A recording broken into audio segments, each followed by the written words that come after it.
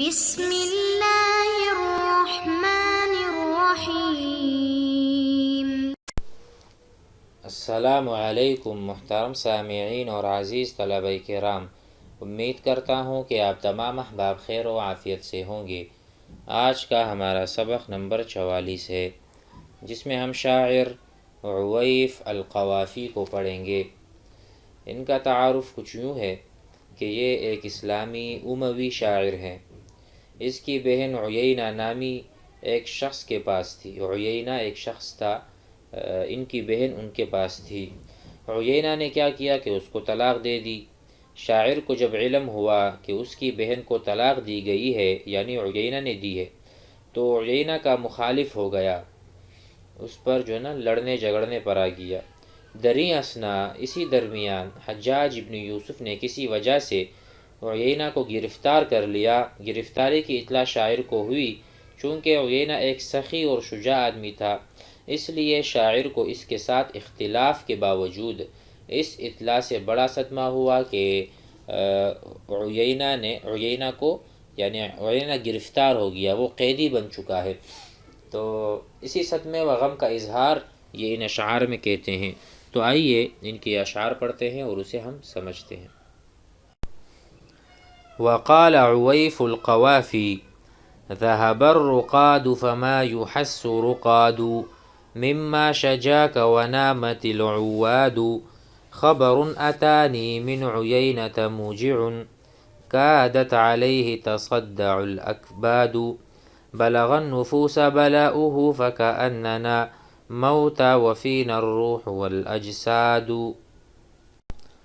يرجون عثرة جدنا ولو أنهم لا يدفعون بنا المكاره بادوا لما أتاني من عيينة أنه أمسى عليه تظاهر الأقياد نخلت له نفسي نصيحة أنه عند الشدائد تذهب الأحقاد وذكرت أي فتى يسد مكانه بالرفض حين تقاصر الأرفاد أمن يهين لنا كرائم ماله ولنا إذا عدنا إليه معاد۔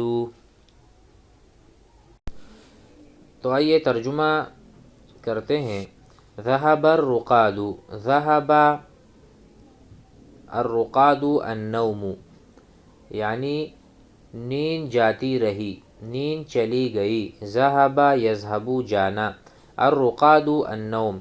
نحن نقول ارقد، ارقد معنی نم، نم بمعنی سو جاؤ، نام ینام، رقد یرقد۔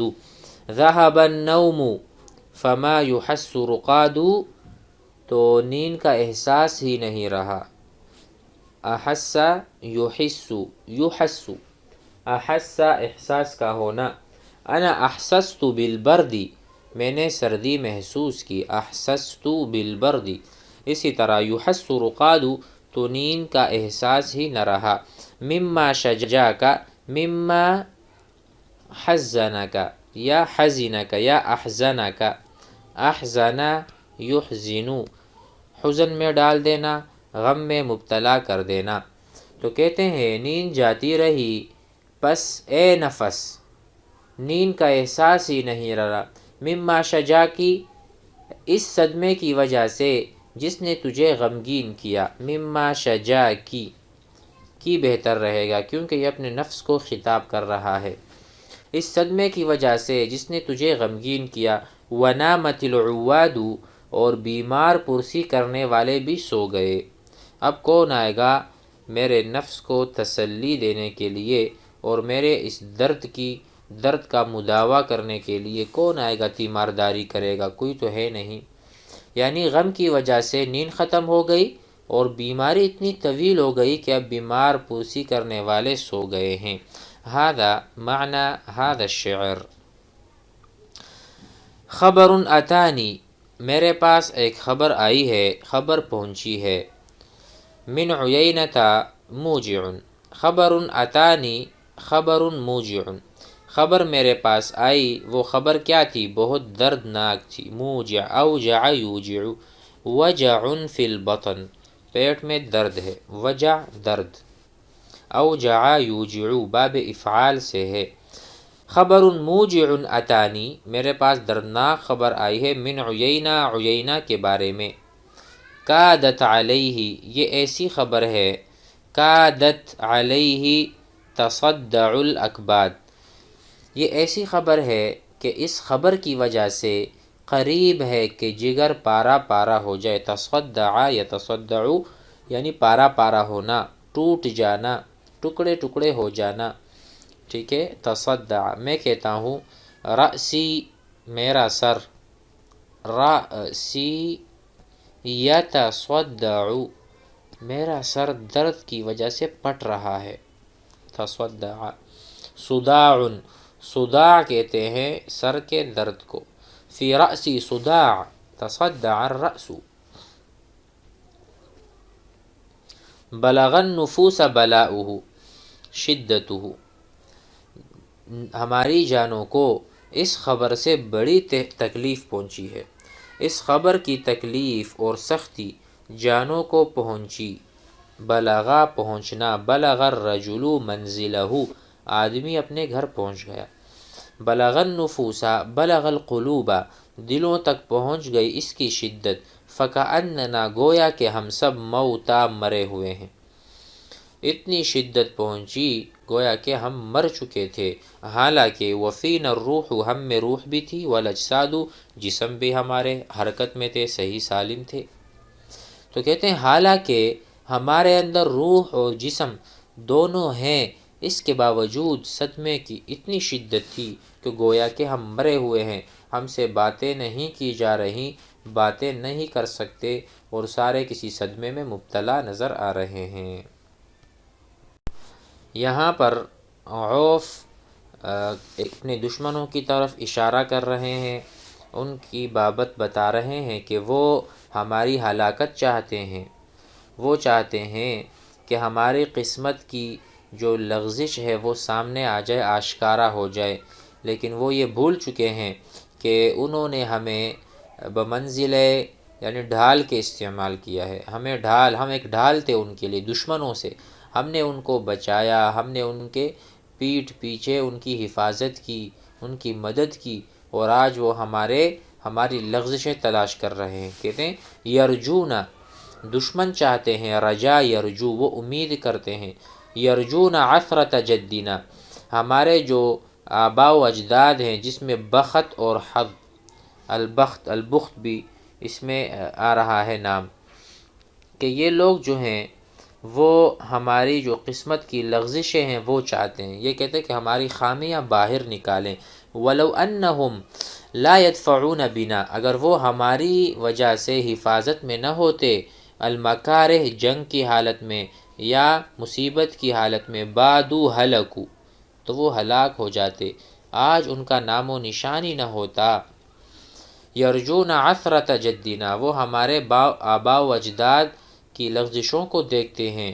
ولو انہم، اگر وہ لوگ لا يدفعون بنا، ہماری وجہ سے دفاع میں نہ ہوتے یا ہماری حفاظت میں پناہ میں نہ ہوتے، المکارہ، مکارہ سے مراد یعنی مصائب اور مشقات کی کہ وقت اگر وہ ہم ان کی حفاظت نہ کرتے، بادو بادا یبیدو تو ہلاک ہو جاتے، تو آج وہ بھول گئے ہیں۔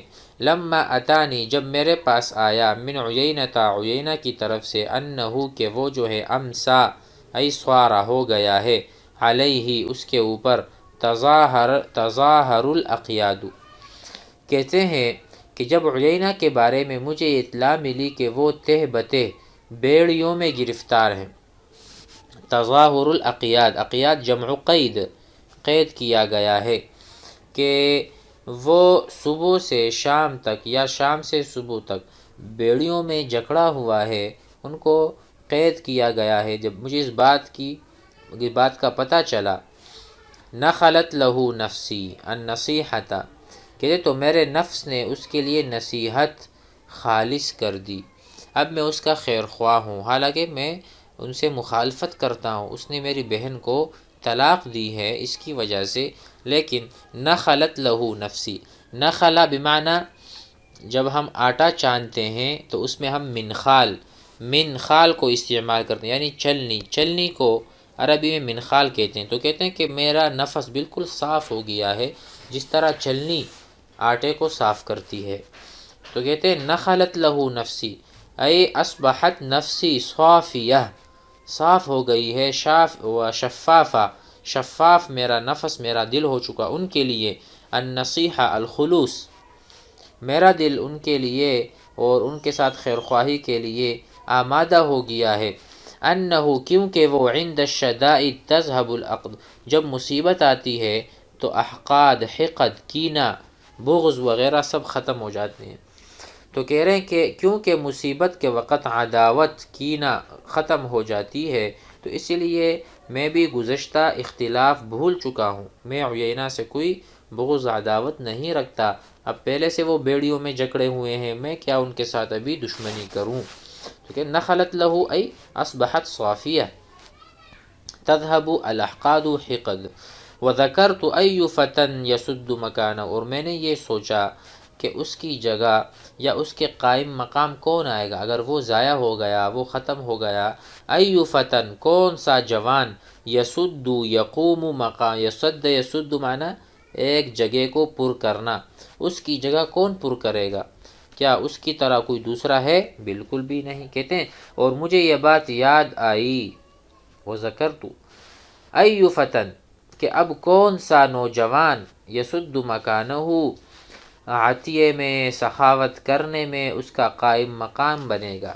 بالرفد حین تقاصر الارفاد، کہتے ہیں جس وقت عطیات کم ہو جائیں گی، ٹھیک ہے، بالرفد بالعطاء، حین اس حال میں، تقاصر الارفاد جب سخاوت کرنے والے سخاوت نہیں کریں گے، اور جب دوسروں کے ساتھ تعاون کرنے والے تعاون چھوڑ دیں گے، تو کون اس کی جگہ کھڑا ہوگا؟ کون ہوگا جو سخی اور جواد کہلائے گا؟ تقاصرا، قصرا وقلا، دیکھو لکھا ہوا ہے، قلا یقل، کم ہونا، ارفاد العطایا، ٹھیک ہے۔ کہتے ہیں کہ الرفد بمعنی عطیہ اور مدد، تعاون۔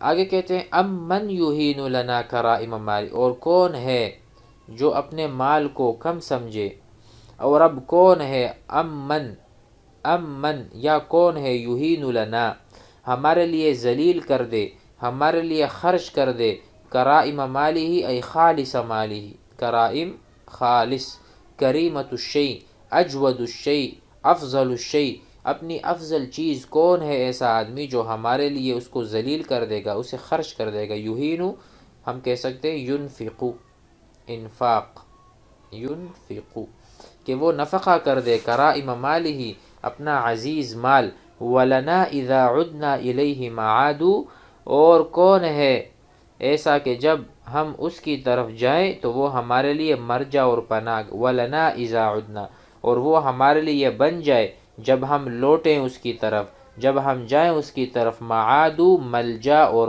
مأوا، مأوا پناہ گاہ، یا آپ سمجھیں مناط، مناط العمل، یعنی جہاں پر انسان کی امیدیں پوری ہوتی ہوں، ایسی جگہ۔ تو کہتے ہیں کون ہے جو اپنا عمدہ مال دے گا، اور وہ کون ہے جب ہم اس کی طرف جائیں تو وہ ہمارے لیے مرجع اور پناہ گاہ ہو، وہ ہمیں ہمارے اوپر اپنا سارا کچھ لوٹا دے۔ تو ایسا کوئی ہے؟